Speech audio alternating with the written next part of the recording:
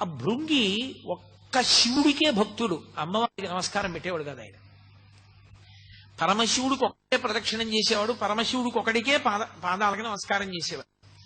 అమ్మకు రోజున ఆగ్రహం వచ్చింది, ఏమిటి ఎప్పుడు ఆయనకే ప్రదక్షిణం చేస్తాడు, ఆయనకే నమస్కారం చేస్తాడు, అసలు నా వంక కూడా చూడడం ఇదేం భక్తి, ఏం చేస్తాడో చూస్తానని భృంగి వస్తూ అమ్మవారు పరమశివుడి యొక్క వామార్థ భాగంలోకి వెళ్ళిపోయి అర్ధనారీశ్వర స్వరూపాన్ని పొందింది. ఇప్పుడు ఎలా ప్రదక్షిణం చేస్తాడు? చెయ్యాలంటే మరి నేను ఉన్నానుగా ఎడం పక్కన, ఏం చేస్తాడో చూస్తానంది. ఆయన తేనెటీగ అయిపోయి పరమశివుడికి పార్వతీదేవికి మధ్యలో తొలిచి కన్నం ప్రదక్షిణం చేశాడు తప్ప అమ్మవారికి ప్రదక్షిణం చేయలేదు. ఆ భృంగికి మోక్షం ఇస్తానన్నాడు పరమేశ్వరుడు. అమ్మవారు ఒక్కనాటికి ఇవ్వడానికి వీల్లేదండి. కాదు, భృంగి ఇంత గొప్పవాడు, ఇంతటి ఉదారమైన మనస్సున్నవాడు పార్వతి, నా మీద భక్తి ఉంటే నీ మీద భక్తి ఉన్నట్లే, అందుకని అతనికి మోక్షం ఇస్తానంటాడు పరమేశ్వరుడు. ఇప్పటికీ అరుణాచలంలో ఆ ప్రణయ కలహం అక్కడ ఉన్న అర్చకులు నిర్వహిస్తారు, ఎంత అద్భుతంగా నిర్వహిస్తారు. ఆ ఉత్సవం జరిగినప్పుడు పరమేశ్వరుడు భృంగికి మోక్షం ఇచ్చేస్తాడు. పార్వతీదేవికి కోపం వచ్చి అపితకుచాంబ అమ్మవారు దేవాలయంలోకి వెళ్ళి తలుపులు వేసేసుకుంటారు. పరమశివుడు ఒక్కడే గిరి ప్రదక్షిణానికి వెడితే దొంగలు దోచుకుంటారు. ఇప్పటికీ ఆ దొంగల తోపు అని అవన్నీ చేస్తారు. ఆ ప్రణయ కలహోత్సవం రెండవ పెద్ద ఉత్సవం.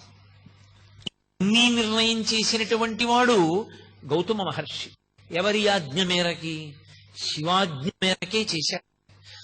అటువంటి అరుణాచల క్షేత్రంలో ఆ దేవాలయ ప్రాంగణం అత్యద్భుతమైనటువంటి ప్రాంగణం. బహుశః దక్షిణ భారతదేశం మొత్తం మీద ఏ దేవాలయంలోనూ కూడా అంత పెద్ద గోపురాలు మీకు ఎక్కడా కనపడవు. అంతంత పెద్ద పెద్ద గోపురాలు. ప్రత్యేకించి అరుణాచల క్షేత్రంలో తూర్పు గోపురం శ్రీకృష్ణదేవరాయల వారు కట్టించారు. శ్రీకృష్ణదేవరాయల వారు కట్టించినటువంటి ఆ గోపురం ఇక అంత పెద్ద గోపురం మీకు ఎక్కడా కనపడదు. దాన్ని ఎవరైనా ఇలా తలెత్తి చూడవలసిందే. అబ్బా, ఎంత పెద్ద గోపురం అంటారు. అంత గొప్ప గోపురం. అరుణాచల క్షేత్ర వైభవంలో గొప్పతనం ఏమిటంటే దాని ఉత్తర గోపురాన్ని కట్టించేటువంటిది ఒక ఆడావిడ. ఆ స్త్రీమూర్తి పేరు అమ్మణ్ణి అమ్మన్. ఆవిడ చాలా చిత్రమైన వ్యక్తి. ఆవిడ పరమశివుని యొక్క అనుగ్రహం చేత ఆవిడికి గొప్ప యోగశక్తులు కలిగాయి. ఆవిడికి గోపురం కట్టించాలని కోరిక. ఆవిడ ప్రతి ఇంటి ముందుకి వెళ్లి గోపురం కట్టడానికి చందా అడిగేది. డబ్బులు లేవంటారేమోనని ఆవిడ ఇంటి ముందు నిలబడి ఆ ఇంట్లో ఇనప్పెట్టె ఎక్కడుందో, ఇనప్పెట్టెలో ఎక్కడ డబ్బు పెట్టారో ఆ డబ్బు ఎంత ఉందో చెప్పేది. ఇంట్లో ఎక్కడెక్కడ దాచారో, ఎక్కడెక్కడ దాచిన డబ్బు ఎంత ఉంటుందో చెప్పి గోపురం కడుతున్నాను డబ్బు ఇమ్మని అడిగేది.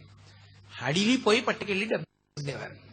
ఆవిడ తన యోగశక్తి చేత ఇళ్ల ముందు నిలబడి ఇంటి లోపల ఉన్న పెట్లలో డబ్బు ఎంతుందో చెప్పి వసూలు చేసిన డబ్బుతో ఉత్తర గోపురాన్ని కట్టింది. అలాగే అక్కడ ఒక గోపురాన్ని భళ్ళాల మహారాజు కట్టాడు. భళ్ళాల మహారాజు అపారమైనటువంటి శివభక్తుడు. ఆయనకి 2 భార్యలు. ఆయన విభూతి పుండ్రాలు పెట్టుకుని బొట్టు పెట్టుకుని ఏ శివభక్తుడైనా జంగమదేవరైనా సరే కోరినది ఇచ్చేస్తుండేవాడు. అటువంటి భళ్ళాల మహారాజు గారు రాజ్యం చేస్తున్న రోజుల్లో ఆయనకి సంతానం లేదు. సంతానం లేకపోయినా ఆయన పరమశివుని అంత భక్తితో రాజ్యం చేస్తున్నాడు. పరమశివుడు ఆయన పరీక్షించాలి, అనుగ్రహించాలి అనుకున్నాడు. ఒక పెద్ద జంగమదేవర వేషం కట్టి తనతో పాటు కొంతమంది జంగమయ్యల్ని తీసుకుని ఒక చీకటి పడే వేళటికి భళ్ళాల మహారాజు ఇంటికి వచ్చాడు. ఆయన వెంటనే వాళ్ళందరినీ స్వాగతం పలికాడు, అర్ఘ్యపాద్యాదులు ఇచ్చాడు, వాళ్ళని సేవించాడు, కూర్చోపెట్టి వాళ్ళందరినీ కూడా చక్కగా మర్యాద చేసి విశ్రాంతి తీసుకోమన్నాడు. ఈ పెద్ద జంగమదేవరు అన్నాడు, నాతో వచ్చిన జంగమయ్యలకి నాకు దేవదాసీల్ని అన్నాడు. దేవదాసీల్ని తీసుకొచ్చి జంగమయ్యలందరికీ ఇచ్చారు. ఒక్క పెద్ద జంగమదేవరికి మాత్రం దేవదాసి లేదు. అయ్యో, ఈయనకి ఒక్కడికి దేవదాసిని ఇవ్వలేకనే బాధపడినటువంటి రాజు తల పట్టుకుని కూర్చుంటే ఆయన 2వ భార్య పేరు చెల్లమ్మ. ఆవిడ వచ్చింది, ప్రభు మీరు చింతపడకండి, శివసేవలో లోపం రాకూడదు, నేను దేవదాసిగా ఆయన దగ్గరికి వెడతానంది. వెళ్ళమన్నాడు మహారాజు. ఆవిడ ఆ పెద్ద జంగమయ్య పడుకున్నటువంటి గదిలోకి వెళ్ళి ఆయన నిద్రపోతున్నట్టు నటిస్తున్నాడు. ఆయన నిద్ర లేపడానికి ముట్టుకుందిలాగా. ముట్టుకోగా పసిపిల్లవాడైపోయి ఏడిచాడు. అరే పిల్లవాడైపోయాడు, చేతుల్లో పట్టుని రాజు దగ్గరికి తీసుకొచ్చింది. మహారాజా, పెద్ద జంగమదేవర పిల్లవాడైపోయాడు, ఇదిగో తీసుకొచ్చాను, పరమేశ్వరుడే అనుగ్రహించాడు, మనకి కొడుకు అని ఇచ్చింది. రాజు ఆ పిల్లాడిని ముట్టుకోగానే పిల్లవాడు అంతర్ధానం అయిపోయాడు. అంతర్ధానం అయిపోయి కొడుకులు లేరు అని వగచావు కాబట్టి నీకు నేనే కొడుకునవుతున్నాను. నేనే కొడుకునై నీ శ్రాద్ధ కర్మ నేనే చేస్తాను ప్రతి సంవత్సరం. నీ శరీరం పడిపోయినప్పుడు నీకు సంస్కారం నేనే చేస్తానన్నాడు. ఇప్పటికి దాదాపు 6 నుంచి 700 సంవత్సరములైంది. ఇప్పటికీ బళ్ళాల మహారాజు గారు చనిపోయిన రోజున అరుణాచల క్షేత్రంలో శివలింగం దగ్గరికి వచ్చి పత్రిక చదువుతారు. బళ్ళాల మహారాజు గారు ఫలానా రోజున ఫలానా తిథిలో ఫలానా నక్షత్రంలో శరీరం విడిచిపెట్టాడు అని. వెంటనే దేవాలయం మూసేస్తారు. పరమశివుడు ఉత్సవమూర్తి పల్లకీలో పల్లికొండ పట్టు అని అక్కడికి దగ్గర, అక్కడే రాజధానిగా పరిపాలన చేసేవాడు.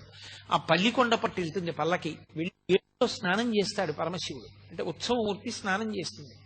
స్నానం చేసి పీటల మీద పరమశివుడు అపితకుచాంబ ఉండి బళ్ళాల మహారాజు గారికి తద్దినం పెట్టి మళ్ళీ ఏట్లో స్నానం చేసి అరుణాచల దేవాలయంలోకి వెళ్ళి అప్పుడు ఆయనకి అభిషేకం అయిన తర్వాత మళ్ళీ తలుపులు తీసి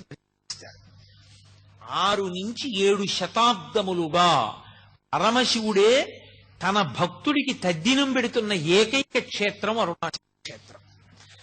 ఆ క్షేత్రంలో ఆ బళ్ళాల మహారాజు గారు కట్టించినటువంటి గోపురము ఒక గోపురం. ఆ గోపురానికి కిలి గోపురం అని పిలుస్తారు. మీరు లోపలప్పుడు మనకి సుబ్రహ్మణ్య దేవాలయం కనపడుతుంది. మీరు ఆ సుబ్రహ్మణ్య దేవాలయం మీద తల ఎత్తి చూస్తే కొన్ని బొమ్మలు కనపడతాయి. బొమ్మల్ని బట్టి తెలుస్తుంది మనకు, అక్కడ ఒక కథ తెలుస్తుంది. ప్రౌఢదేవరాయలు అని ఒక రాజు. ఆ ప్రౌఢదేవరాయ దగ్గర అరుణగిరినాథర్ అనబడేటటువంటి ఒక వ్యక్తి మంచి ఆస్థాన కవిగా ఉండేవాడు. ఆయన దగ్గర అంతకుముందే ప్రౌఢదేవరాయల వారి దగ్గర సంబంధం అని ఒక కవి ఆస్థాన కవి. కానీ ఈ అరుణగిరినాథర్ తర్వాత ఆస్థాన కవి. అది కూడా ఎందుకు అవ్వవలసి వచ్చింది అంటే, అరుణగిరినాథర్ యొక్క తల్లి చాలా చిన్న వయస్సులోనే, అరుణగిరినాథర్ చాలా చిన్న పిల్లవాడిగా ఉన్నప్పుడే శరీరం విడిచిపెట్టేసింది. అంతకు ముందే తండ్రి చనిపోయాడు. ఆవిడ శరీరం వదిలిపెడుతూ ఈ పిల్లవాడిని రక్షించమని అక్కగారికి అప్పచెప్పింది. అక్కగారి పేరు ఆది. ఆ ఆది అనబడే అక్కగారు ఈ అరుణగిరినాథర్ని పెంచి పెద్ద చేసింది. ఈ అరుణగిరినాథరు దుర్వ్యసనపరుడై స్త్రీలోలుడై స్వేచ్ఛగా తిరుగుతుండేవాడు. ఒకనాడు అక్కగారు చాలా బాధపడి నింద చేసింది. అతనికి వైరాగ్యం కలిగి ఇన్ని తప్పులు చేశాను, నేనిక బతకకూడదని ఈ బళ్ళాల మహారాజు గారు కట్టించిన గోపురం ఎక్కి చచ్చిపోతానని అక్కడి నుంచి కింద పడ్డాడు. కింద పడుతుంటే లోపల సుబ్రహ్మణ్య దేవాలయంలో ఉన్న సుబ్రహ్మణ్యుడు బయటికి వచ్చి చేతులు పట్టుకున్నాడు. సుబ్రహ్మణ్యేశ్వర స్వామి వారి యొక్క స్పర్శ తగలగానే అతనిలో కవిత్వం పెళ్ళుబుకి మహాభక్తుడయ్యాడు.